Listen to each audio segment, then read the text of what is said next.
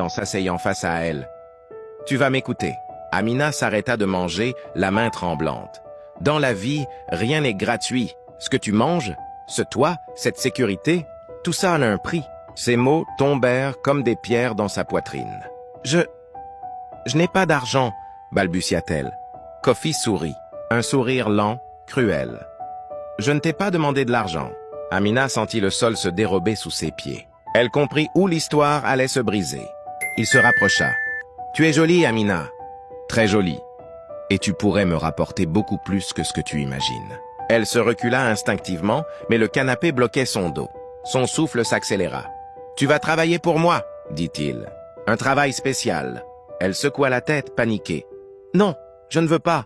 Kofi changea d'expression. Son sourire disparut, ses yeux devinrent froids. Tu veux retourner dans la rue à crever de faim? Tu veux finir violée, kidnappée ou morte? Tu crois que quelqu'un va venir te sauver? Chaque phrase était un coup de poing invisible.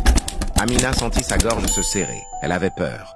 Pas seulement de lui, mais de la vérité brutale de ses mots. Kofi se leva, fit quelques pas, puis se retourna lentement. Tu restes ici. Tu m'obéis, et en échange, je te protège du monde. C'est ça où la rue te dévore. Amina éclata en sanglots silencieux. Elle n'avait pas choisi cette vie.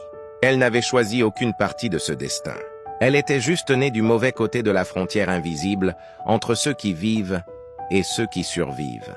Quand Kofi referma la porte du salon derrière lui, la pièce sembla se resserrer autour d'elle. Elle se sentit comme une prisonnière dans une cage luxueuse. Elle réalisa alors que ce n'était pas la rue qui l'avait sauvée ce soir-là, mais son illusion de générosité et de morale. Le danger ne porte pas toujours un visage effrayant.